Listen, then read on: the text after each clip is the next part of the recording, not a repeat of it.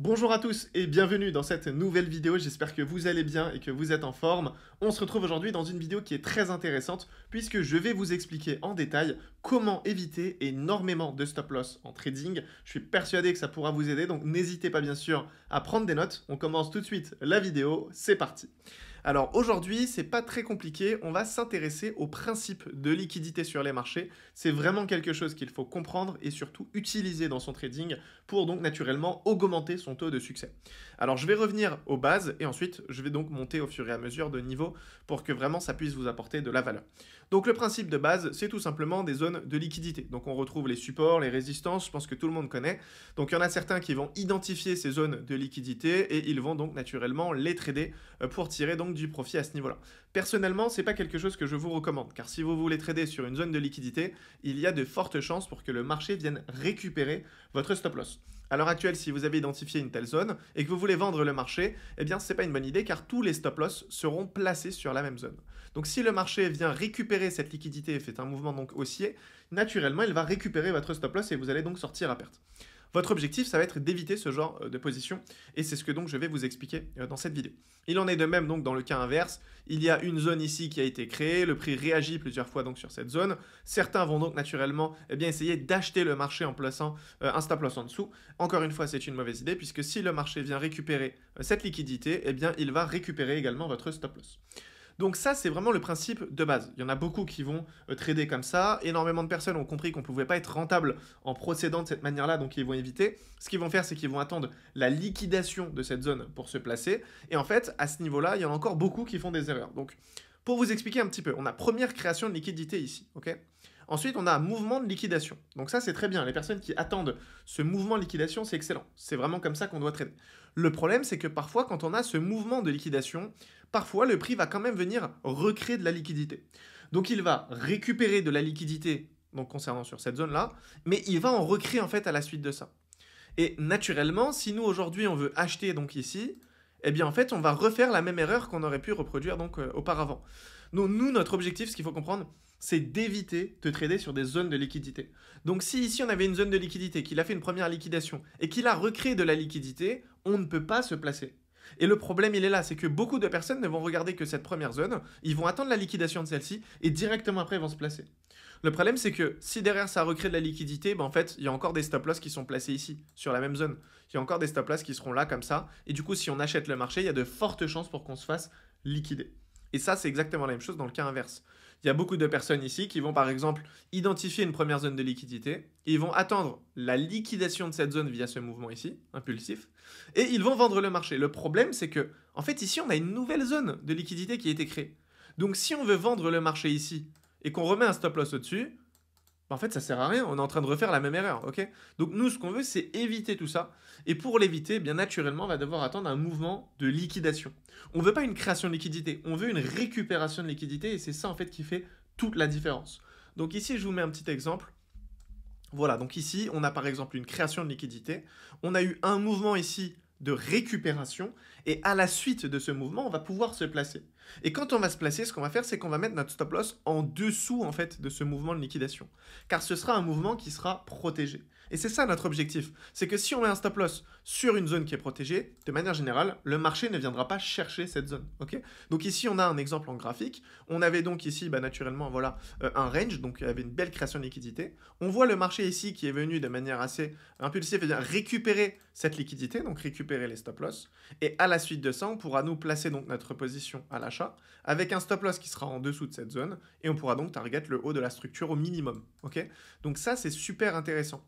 Le problème, c'est que énormément de personnes ne sont pas assez, on va dire, patientes et ne vont pas attendre ce mouvement de récupération. Et il est là le problème. Ensuite, il y a aussi pas mal de problématiques au niveau de la taille de la liquidité. Ce qu'il faut comprendre, c'est que plus la liquidité est importante et plus le mouvement à la suite de ça sera conséquent. Donc ici par exemple, on a eu quand même une grosse zone de liquidité. Ok, donc après bien sûr ça dépendra de la time frame. Mais là quand on voit autant de bougies, on peut s'apercevoir qu'il y a une grosse présence de liquidité. Donc forcément, le mouvement ici de liquidation sera quand même assez impulsif et on va donc devoir attendre ce genre de mouvement avant de se placer. Ok? Donc, si ce mouvement, ou voilà, si cette manipulation, parce que c'est une manipulation, elle n'est pas forcément très conséquente, il n'y a pas beaucoup de bougies, voilà, il y a peut-être que quelques bougies, ça reste tout de même valide. Je vois beaucoup de personnes dire sur Internet que bah, il n'y a pas beaucoup de bougies, il n'y a pas beaucoup de liquidité, donc c'est invalide. Non, c'est totalement faux. La liquidité, elle est présente, c'est juste qu'elle est faible. Donc on peut quand même la trader, c'est juste qu'on sera vigilant en fait sur le management. On sera peut-être plus agressif parce que le marché peut se retourner. Mais en réalité, peu importe le nombre de bougies, si on a une zone de liquidité qui a été récupérée, le marché va forcément réagir. Après, ce que je vous recommande, c'est aussi de faire attention à la structure du marché. Si on est dans une tendance haussière, on aura plus d'avantages à acheter le marché et donc attendre ce genre de setup. Si en revanche on était dans une tendance baissière, eh bien là naturellement on s'apprête à trader le retracement. Et donc le mouvement ne sera peut-être pas très conséquent, il y aura du risque. Donc il faudra forcément en tenir compte. Ok? Ça c'est super important. À chaque fois que vous devez prendre une position, vous devez attendre un mouvement de liquidation. Et ce mouvement de liquidation, on peut l'identifier de plusieurs manières. Soit c'est un mouvement qui est impulsif, soit directement c'est un petit corps avec une longue mèche. Ok? Donc au niveau de la bougie, on peut l'identifier de cette manière-là. Une fois qu'on a identifié ça, on va regarder si ce mouvement de liquidation est venu recréer de la liquidité. Parfois, il va recréer de la liquidité. Donc en fait, il va refaire ça comme ça, tac, tac, tac. Il va recréer de la liquidité ici. Et ensuite, il va repartir. Donc dans ce cas-là, nous, on ne peut pas prendre de position, ok, qu'on soit bien d'accord, parce que bah, là, il est venu créer de la liquidité. Hein. Si on replace une droite ici, on peut voir qu'il est venu recréer de la liquidité, comme ça, ok. Donc ici, on ne peut pas acheter le marché. Parce que nous, ce qui nous intéresse, c'est de la récupération. Là, il a récupéré de la liquidité, mais il en a recréé à la suite de ça. Donc, c'est pas pertinent. Et ça, il faut le comprendre, ok? Donc, vous l'avez compris. Maintenant, je vous montre des scénarios où, du coup, ça ne fonctionnerait pas. Typiquement, ici, on peut voir qu'il y avait de la liquidité qui a été créée. C'est magnifique. Il est venu récupérer cette liquidité. Le problème étant, c'est qu'il a, en fait, recréé de la liquidité, comme on peut le voir ici. Vous voyez? Il est venu recréer de la liquidité. Donc, est-ce que ici, on pourrait acheter le marché? Bien sûr que non, parce que si on achète le marché et qu'on place notre stop loss en dessous, eh bien en fait notre stop loss sera placé exactement de la même manière que les traders retail. Donc les traders retail, c'est les traders particuliers, les traders qui ne sont pas rentables. Donc on n'a aucun intérêt à trader comme eux. On a plus d'intérêt, nous, à lire leur comportement, à lire leur position pour éviter de se placer dans leur sens. Ok? On va attendre qu'ils viennent se faire récupérer pour naturellement nous placer nos positions. Ok, donc ça c'était le premier point. Donc ici on a création de liquidité, mouvement de liquidation, mais ce mouvement de liquidation recrée de la liquidité, ça ne nous intéresse pas. Maintenant, ce qu'il faut faire attention aussi, c'est quand, du coup, le mouvement de liquidation ne fait pas directement de la liquidité, du coup, un EQL, mais il va venir, en fait, créer de la liquidité, par exemple, avec le bas de la structure ou directement avec un bloc institutionnel, avec une demand ou une supply si on est en train de vendre le marché. Ça, c'est pareil. Il faut faire attention et regarder, en fait, sur quelle zone on va réagir. Donc, ce mouvement de liquidation, c'est bien, mais concrètement, il arrive où ? Est-ce qu'il est dans une zone qui est intéressante? Parce que s'il arrive dans une zone où là, typiquement, on avait de la liquidité, hein, c'est possible, ça aussi, regardez, tac, tac, tac. Si là, on avait voilà, de la liquidité comme ça et qu'ensuite, on est revenu voilà, faire ça, bah, en fait, si ici, on a de la liquidité et que potentiellement, bah, voilà, le marché va revenir, bah, en fait, sur un autre mouvement, à tout moment, le marché peut faire ça, un mouvement baissier, pour récupérer en fait la liquidité qu'il y a derrière. Et du coup, nous, on se reprend un stop loss et une perte.